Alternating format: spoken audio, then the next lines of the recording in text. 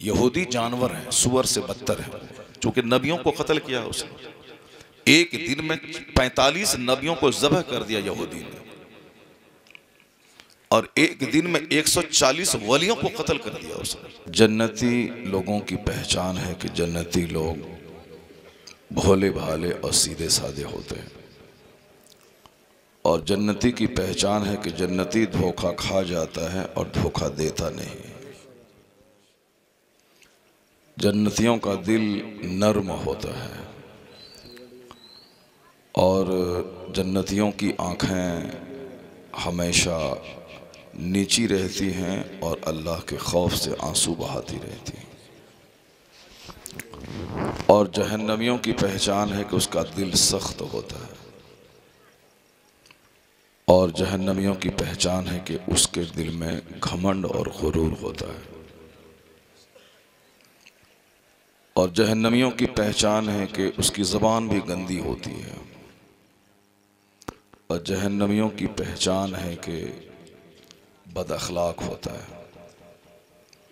जिसके अंदर देखें ये बद अखलाक है, मगरूर है, और ज़बान इसकी गंदी है, तो आप समझ जाएं कि ये शख्स जहन्नम के लिए पैदा हुआ है। और आप के अंदर अगर वो क्वालिटी नहीं है तो आप अल्लाह का शुक्र अदा करें कि अल्लाह का एहसान है कि हमें जहन्नमियों के औसाफ नहीं, जन्नतियों के औसाफ अता फरमाए। हदीस पाक में आया है कि ला यदखुलुल जन्नह मन कान फी क़ल्बिही मिस्क़ालु ज़र्रतिन मिन किब्र। मुस्लिम शरीफ की हदीस में आया है कि वह शख्स जन्नत में नहीं जाएगा जिसके दिल में ज़र्रा बराबर भी गुरूर होगा। थोड़ा सा भी घमंड जिसके सीने में होगा वो जन्नत नहीं जाएगा। और गुरूर कहते किसे हैं, आगे देखिए हुजूर क्या फरमाते हैं। एक सहाबी ने पूछा कि सरकार, इन्ना रजुला युहिब्बु अन यकून सौबहु हसनन व नअलुहु हसना। एक आदमी की ख्वाहिश है कि मेरा कपड़ा भी अच्छा हो और मेरा जूता भी अच्छा हो। क्या ये घमंड में दाखिल है? अगर हुजूर हाँ कह देते तो अच्छा कपड़ा साहबे कराम पहनना छोड़ देते। अगर हुजूर हाँ कह देते तो अच्छा जूता पहनना हमारे लिए हराम हो जाता। लेकिन हुजूर ने क्या कहा, इन्नल्लाह जमीलुन युहिब्बुल जमाल। अल्लाह जमील है और खूबसूरती को पसंद फरमाता है। सुभान अल्लाह। कल बहुत बड़ा मजमा था, इससे 100 गुना बड़ा मजमा था। जितने लोग अभी आप बैठे हुए हैं इससे 100 गुना ज्यादा मजमा था। इतना बड़ा मजमा था कल, और बिल्कुल फजर तक जबरदस्त ढंग से लोगों ने जलसा सुना। उन लोगों ने जलसा सुनने का हक अदा कर दिया।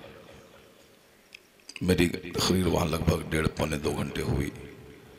थोड़ी देर बैठकर, थोड़ी देर खड़े होकर, चूँकि हुजूर अहसन मियाँ क़िबला साहिब सज्जादा बरेली शरीफ आ गए थे, इसलिए उनके आने के बाद मैं फिर खड़ा हो गया।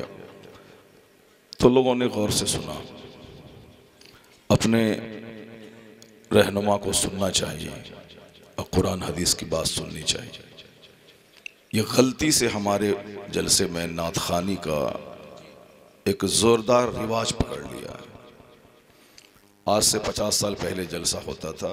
अजमल और बिकल साहब बड़े नात खां थे, हिंदुस्तान के शायर थे। वो लोग आते थे, 5 अशार पर मुश्तमिल एक कलाम पढ़ते थे, 5 बंद, है ना। तो 5 बंद पढ़ते थे, फिर बैठ जाते थे। फिर 2 घंटे तकरीर होती थी, 3 घंटे तकरीर होती थी, और 3-3, 4-4 दिन के जलसे होते थे। तो उस वक्त आम आदमी भी बहुत सारी जानकारी दीन की रखता था।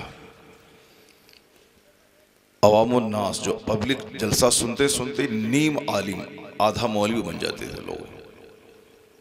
जितनी जानकारी आजकल के मोबाइल चलाने वाले मौलवी को नहीं होती है, उतनी जानकारी पब्लिक को हो जाती थी दीन की।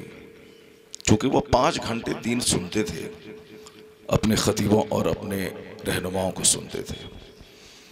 और जब से तकरीर कमज़ोर हो गई और नात ख़ानी का रिवाज बढ़ गया, तब से लोगों ने दीन सुनना ही बंद कर दिया। तकरीर सुनते वक्त परेशानी हो जाती है और नात सुन के लोग चले जाते हैं। क्यों? इसलिए कि नात सुनने में मज़ा आता है। नात भी क्या नात होती है, वो गाने की तर्ज पे नात होती है। यानी जो दिल में गाना सुनने की ख्वाहिश रहती है, उसी की तकमील नात की आड़ में हो जाती है। अब यहाँ तो कोई गाना गा नहीं सकता है, और गाने के तर्ज पे नात पढ़ी जा सकती है। जो लोग पढ़ रहे हैं उनके हिसाब से कह रहा हूँ, कानून ये नहीं है। तो अब है कि लोग उसी को सुनने आ जाते हैं, चलो मज़ा आ जाएगा। तो जब आएगा मज़ा लेके चला जाएगा बच्चा, वो 90 साल का भी हो जाए तो भी एक हदीस मुस्तफ़ा की याद नहीं हो पाएगी। कुरान शरीफ की एक आयत वो याद नहीं कर पाएगा। अगर वो सिर्फ नात सुना चला गया, क्या मिलेगा उसको? हमारे बच्चे जो हाथ से निकल रहे हैं, हरिजन का बच्चा डीएम हो रहा है।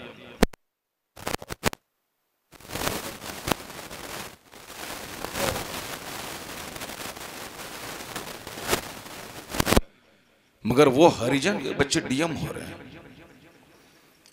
हरिजन के बच्चे ब्लॉक डेवलपमेंट ऑफिसर हो रहे हैं, और हमारे बच्चे इश्कबाज हो रहे हैं, हमारे इश्क हो रहे हैं। लड़का मुसलमान फैमिली का, वो ट्रेन की पटरी में कट गया। उसका बाप हमसे था, मेरा नमाजी था, मेरे पीछे नमाज पढ़ता था मेरी मस्जिद में, मेरा मुक्तदी था। उसका बेटा बिल्कुल खूबसूरत, स्मार्ट, हैंडसम, इतना लंबा चौड़ा, मगर वो लड़की के चक्कर में ट्रेन की पटरी में कट गया हुआ। अगर कोई उसको देखता तो बहुत देर तक अफसोस करता कि इतना खूबसूरत और तंदुरुस्त और हेल्दी नौजवान। क्योंकि वो मेरे पास आया था बरहमन की लड़की को लेकर के कि हजरत हम इससे शादी करना चाहते हैं, मेरा बाप नहीं चाहता है, आप कुछ कर दीजिए। मैंने कहा एक ही रास्ता है कि ये कलमा पढ़ के मुसलमान हो जाए, और उसके बाद तुम्हारे बाप माँ को जब इत्मीनान हो जाए कि लड़की मुसलमान वाकई हो चुकी है, तो फिर निकाह कर देंगे, हो जाएगा। क्या दिक्कत, क्या परेशानी है? तुम पढ़ाई लिखाई करो अपना, बाकी निकाह हो जाएगा, इसमें क्या लगा हुआ है। तो मगर उसको जल्दी थी कि जल्दी से अभी कलमा पढ़े, फौरी निकाह कर दें, फौरी हम उनके साथ में रहें। उनके बाप ने कहा कि ऐसा नहीं होगा। लड़की को मैंने कलमा पढ़ाया, इस्लाम समझाया, लेकिन निकाह उस वक़्त नहीं करवाया। थोड़ा सा इत्मीनान हो जाए कि ये वाकई मुसलमान बन के रहेगी। अभी तो ख्वाहिश की आग लगी हुई है, इसीलिए उसको बुझाने के लिए बेचैन है कि जल्दी से आग वो लग बुझ जाए, इसीलिए वो चाहती है कि जल्दी से फौरी निकाह हो जाए। लेकिन बाप ने थोड़ी सी ताख़ीर की तो उसी में लड़की के वालिदैन सिंगापुर रहते थे। ये चेन्नई की कहानी है, मद्रास की। मैं वहाँ 2 साल नमाज पढ़ाया हूँ मस्जिद में, उसी दौरान की बात है। इतना खूबसूरत नौजवान जो बहुत अच्छा पढ़ता लिखता था, हाई क्लास का इंजीनियर बनता। अभी इंजीनियर लोग 10-10 लाख रुपये महीना कमा रहे हैं। हमारे मोहल्ले का एक इंजीनियर है, वो आगरा में रहता है, कई लाख रुपए महीना कमाता है। मस्जिदों, मदरसों, गरीबों, मिस्कीनों, माजूरों, बीमारों, सबों को पैसा देता है। अपना भी शानदार घर बनाता है, शानदार कार पे चलता है।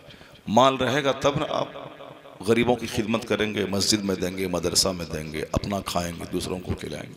माल नहीं रहेगा तो सोचेंगे कौन सऊदी अरब से आया है, और सुबह उसके घर में पहुंच गए, बेटी की शादी है, चंदा दीजिए। माल नहीं रहेगा तो आप जलील हो जाएंगे, दूसरों के सामने हाथ फैलाएंगे। माल रहेगा तो आप सखी बन के रहेंगे, और मस्जिद की तामीर में कितनी एसी लगेगी? 10 मेरी तरफ से। माल रहेगा तब ना 10 एसी लगवाएंगे आप। इसलिए माल ज़रूरी है। तो अब माल कमाने के लिए मेहनत ज़रूरी है। जो किताब देखेगा वो मुफक्किर बनेगा, डीएम बनेगा। जो लड़कियों का चेहरा देखेगा वो गली कूचेगा, आशिक बनेगा। सरकार ताजुल शरिया पढ़ने के लिए गए थे मिस्र, 3 साल वहां रहे, वहां दरियाए नील तक नहीं देखा। अल्लाह समद। अगर हमारा बच्चा दिल्ली कोई पढ़ने जाता है तो यूनिवर्सिटी बाद में जाता है और लाल किला पहले देखने जाता है।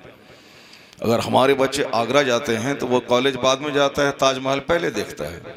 मगर वो ताजुश शरिया थे जो 3 साल मिस्र में रहे, करीब में दरियाए नील, हिस्टोरिकल रिवर, जो ऐतिहासिक नदी है, हिंदू मुस्लिम सारी दुनिया के लोग जानते हैं। नील हिस्ट्री में, एंशियंट हिस्ट्री, मॉडर्न हिस्ट्री, और इस्लामी हिस्ट्री में तो है ही दरियाए नील, दरियाए दजला, दरियाए फरात, दरियाए नील।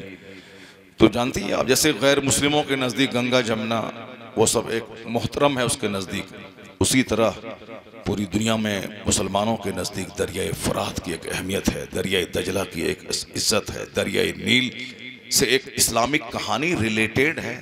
वो दरियाए नील है कहाँ? मिस्र में। तो ताजुश शरिया 3 साल वहां रहे, नील नहीं देखा, सिर्फ किताब पे नजर रखी। रूम, क्लासरूम, हॉस्टल, मस्जिद, किताब। 3 साल कोई मामूली टाइम नहीं होता है।